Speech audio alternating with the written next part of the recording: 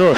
And then you get this opportunity. So tell me now, with all these great experiences you've had, winning has been a part of it. How does recruiting mesh with the new Grand Valley State program that's going to happen with you at the helm? What is that going to be like, taking all those great experiences and recruiting the next generation of athletes to be here? Well, one of the things that we will do is we will make sure that we recruit high-character people. What do you mean, say high character? Well, guys who understand what it is to be a great teammate, what it is to be a very good person, respect all, from the president of the university, who is big time, she's really big time, President Mantella, to Mike, who is a custodian, everything in between, and understanding what it means to value a program that you call your own. Right. That's very important to us. The other reason it's very important is because in this day and age, when I was a player, if you get out of the line, coach take you to the locker room and snatch you up. Yeah. And even on the court, it's choice words that were said, respected but said, not directed to you, but trying to get you right. Can't do that. And so now, in order to make sure and ensure that you have guys that's bought in, you can't grab them, you can't talk to them a certain way, nor would I like to. Sure.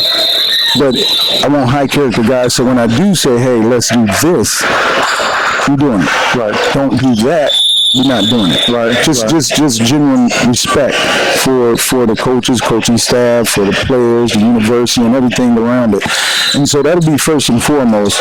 The other thing is I think, in my opinion, I have an eye for talent, meaning this. If I go recruiting, people know me well enough to know that I'm watching the game. You know what I mean? I'm not doing a lot of talking. So if I am, and if I am talking, I'm still watching the game. I can hear you, you can hear me, but I'm watching the game because I want to see what I'm trying to see. And so some players, if you watch them well enough and enough times, in my opinion, you can figure out where they belong. I don't listen to critics. I don't look at the list of where you rank at. That's just not me. And so I try to do a great job of evaluating talent. That way we may pluck a kid, get a kid, recruit a kid, and have them before everybody else figure out who's that level of player. And so we'll do that, and I'll challenge my assistants to make sure they do the same thing and not be out talking and fraternizing while kids are playing. Because the truth is, kids watch that as well. They know, and when they sit down on the bench, obviously on the court they're not, but when they sit down on the bench, they're watching coaches, and they see coaches talking to each other on their phones and those type of things.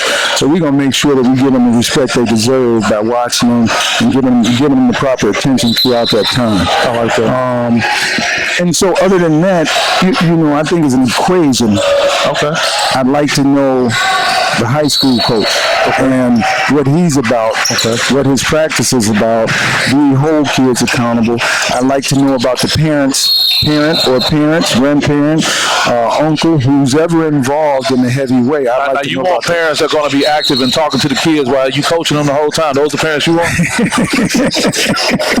I was just curious. No, not those. No. Okay, all right. Just want to be sure. As a matter of fact, to your point, if in fact the player is really good and the player has high character and the player is somebody we would really like to have in our program, but the parents are loud, disrespectful, disruptive, we can't recruit that kid. Because the parents of our players in our program deserve to have parents that respect them and be good teammates as parents as well. And so we'll make sure that it's a family decision. And so we'll do the equation part in terms of who's really involved. Yeah, okay. And then the AAU situation the same. Who's really involved?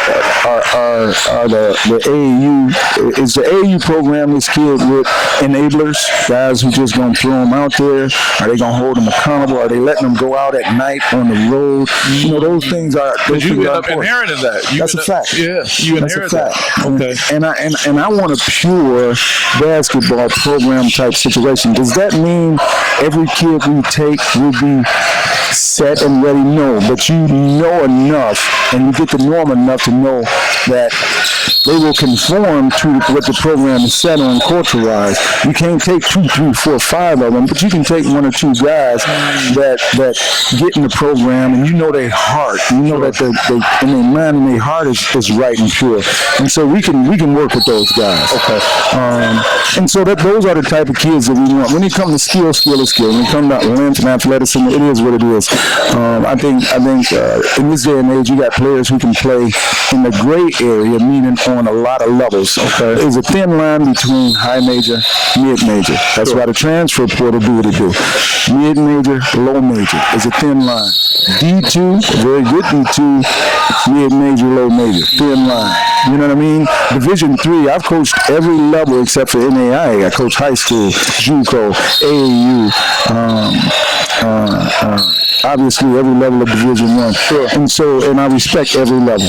And so I think people need to really take a look at all of the levels to play in, and don't sit out on the side and say, well, I'm better than that. Especially now seeing and knowing that you can transfer. Yeah. So if you Division III, or if they recruit you at the Division III level and you think you're Division I, go play Division III ball, tear it up, and transfer if that's what you want to do. Yeah. Don't say I'm not good and I'm better than that. Yeah.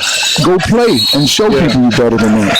I think that's fair. I think that's legitimate, because right now there's a lot of kids getting left out.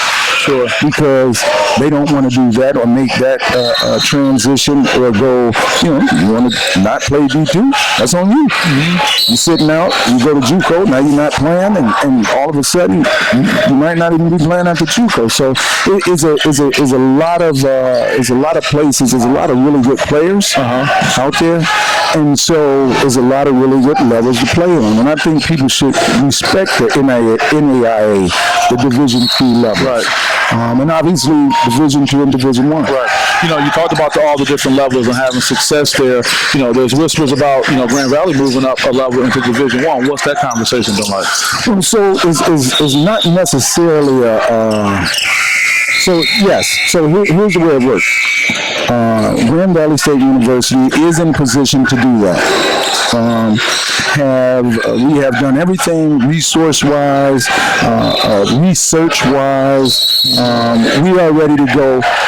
But the process is the process, meaning it's not up to us to say, hey, here we come, we're going Division I. We're ready. Conferences know we're ready. We are very proud to be in GLIAC and to stay in the GLIAC if that's what happened. But we are ready to go. But the way it works is Division I conferences have to invite you in. Okay. And so they're fully aware that we're ready to go. They're fully aware of our financial abilities. They're fully aware of our resources and, our physical campus being due to all of this. We got huge numbers in terms of students coming in because it's a beautiful school with a great curriculum. And so a conference would have to call and say, hey, Grand Valley, we really want you in. That's how you get in. Sure. If anybody tell you anything different, like we're going Division I and they can't explain the process, then they're lying. Right. Or telling you we're going to be Division I next season.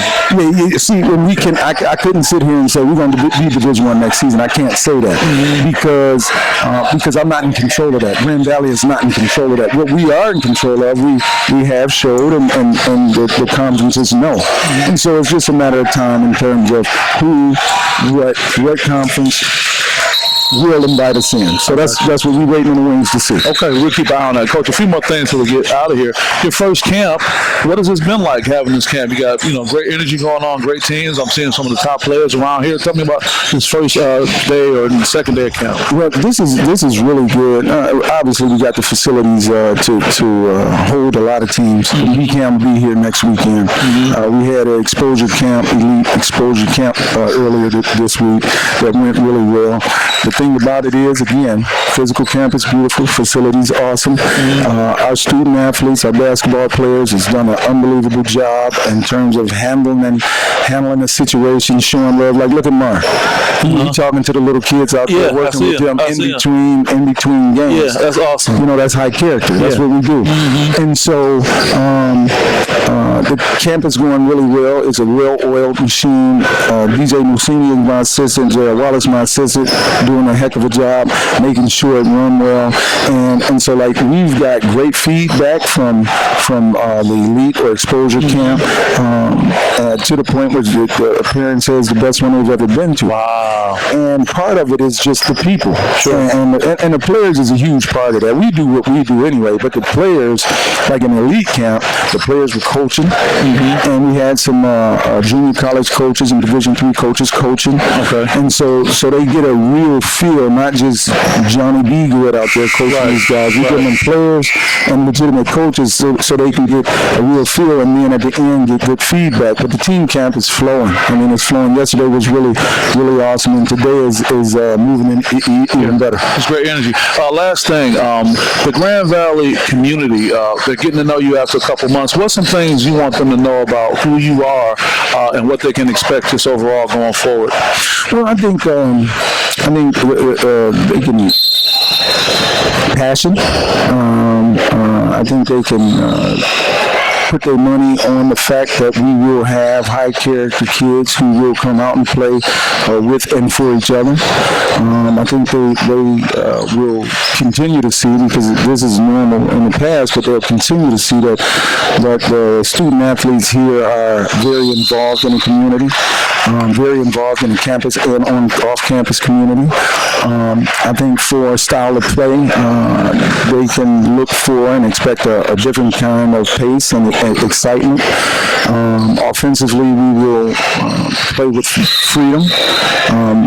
The only thing that I require, if you will, the only thing that I require is for the freedom. I'll give them freedom. We'll play NBA-esque basketball offensively, not defensively. I'm about to say, here we go. And so it'll be a lot of freedom, but with that freedom comes a lot of responsibility. And so what that means is, as long as those guys look out for each other, take care of each other, and not, you know, if somebody got it going, I don't care if somebody is got 20 in the first half and he has it going, we're going to keep him going. And his teammates should know, or they will know, and to understand that if somebody got it going, we're going to ride them until they don't have it going anymore. I just don't like selfish ball. I don't like selfish ball. And just because you score 40, that don't mean you were selfish. That means you got it going. That's a quick question. Do you see more of that now, Coach, with this generation, or over your time coaching, there's always been that element of the selfish ball? Well, yeah, but yes, selfish ball is a real thing. And it's perpetuated sometimes by who you play for, who's in your ear. A lot of people try and give AAU a bad rap as if AAU is the sole reason for bad basketball. I coached AAU. I don't think that's true. Now, is some programs doing AAU better than other programs? Of course. Sure. Just like high school ball. Is coaches doing high school ball better than other high school coaches? So, but yes, I think selfishness is a big deal, but sometimes these guys don't see it as selfish, because if you're watching the guys in the NBA, guys come down, it's one pass and a shot, you know. And when I say we're going to play NBA-esque basketball, I'm talking more in terms of the spacing and the action. The ball will be moving. The ball will be moving. It'll stay on the move.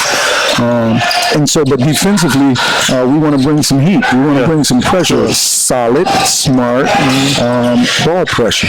And we'll pick up full. And again, solid, smart, full court ball pressure. They're going to be in shape too. Sound like they're going to be in great shape. Yes, sir. They have to be. They have to be. The things that's most important to me, before the ref throw the ball up, we should be in better shape, play harder, and play tougher than our opponent. Before skill level, height, length, any of that come into play. Those are the three things that's very important to what we will do. Right, I see that. So you've done a great job, but getting to this point, I know you're going to continue to do a great job going forward. Any final words before we let you get out of here? Well, I will say this, because normally I would say this at the beginning of interviews. I hope each and every student athlete, not just at Grand Valley, but around the country, take advantage of their situations academically, obtain their degree, so they can go out and make America a much better place, make their community a much better place, wherever they're from, wherever they go, make it a much better place so we can grow our country into what it's supposed to be at all times. Outstanding. Well, that's telling you right here, if you come to Grand Valley and you support this program, great things are going to happen. I want to thank you and appreciate your friendship over the years, too. Man. Okay? Best of luck. Lynn Johnson from SPS. We'll see you guys next time. Anchor up.